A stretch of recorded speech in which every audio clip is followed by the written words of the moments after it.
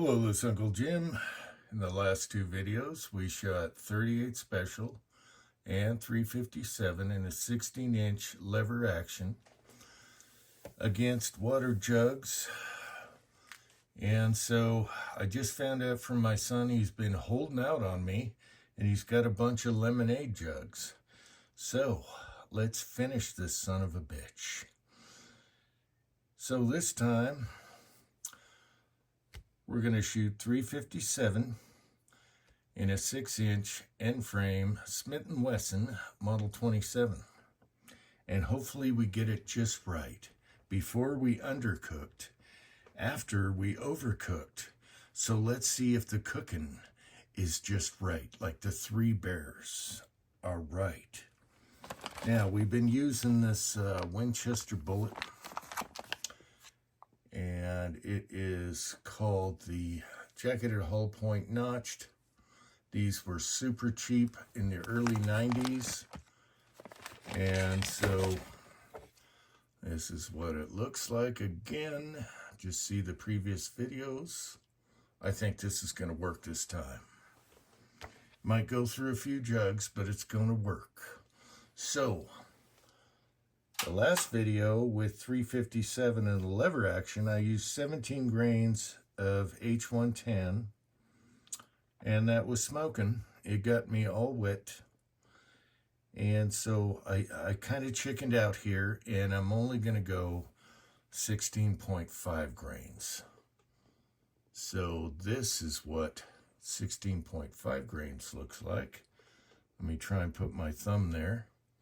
It's about here. And the bullet to the cantilever is about there. So we're still close.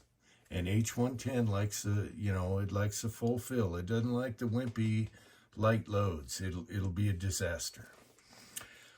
I just didn't want to blow up this gun, so I backed down. I backed her down to 16.5 grains, which is still very respectable. All right, the turret is set up exactly how I loaded the last round for the lever action, so everything's going to be the same overall length. Everything's the same. Same brass. All right, let's see what happens.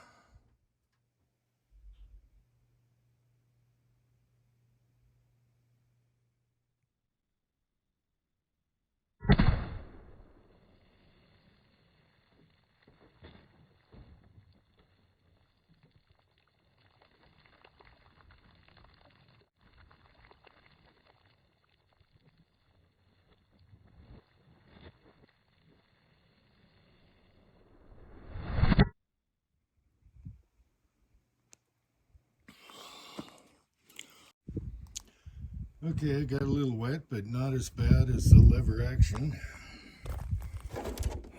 Here is jug 1.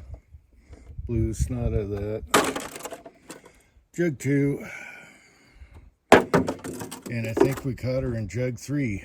Poor jug 4 always had a dent in it. It's not leaking. Good old duct tape. We'll save him for later. All right, let's move you over here. And you be damn well sure I got a new screen protector on this after the phone fell in the gravel. And I had my screen all ready to go, so I can keep an eye on the phone face planting in the dirt again. Oh yeah, okay, just what I thought. Now we're talking. Now we're talking perfection. All right, let's bring her in and talk about it. Yeah, baby. All right, so that was good. Now, it's a good thing I backed her down to 16.5 grains versus the lever action and 17 grains. And we'll notice this by the primer. On the revolver, it acts like a slide hammer, just slams against the frame. Now look at the primer here. We got a flat primer. from slamming against the frame. But now I know what this bullet is for. It is perfect for a 6-inch end frame Smith & Wesson. So let's weigh it. Now, everything was the same as the lever action, except for I dropped from 17 grains to 16.5 grains. I'm glad I did. However, in this large frame revolver, it was a pussycat to shoot. Very minimal recoil, and I'm used to shooting 44 Magnum, so it felt like nothing. So the bullet I pre-weighed before I loaded it is 157.2 grains. And we have 157.4, and that could be there's a little moisture on it still, so we lost nothing. But I did weigh the bullet before we did that. All right, other than that, the brass looks fine. Just had a little hammer effect. Now, let's see if we can find our diameter. Well, let me show you a close-up first. If I can figure out, there we go.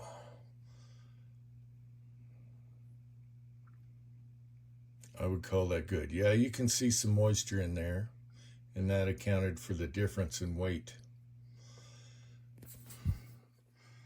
I would call that a very nice looking mushroom, if you ask me. Good hunting load, self-defense load, whatever. But that is ideal for a 357 6-inch barrel. We got 652, a little skinnier on this side, 646.5.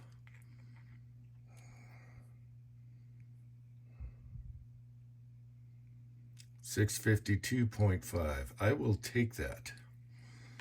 I will take that all day long.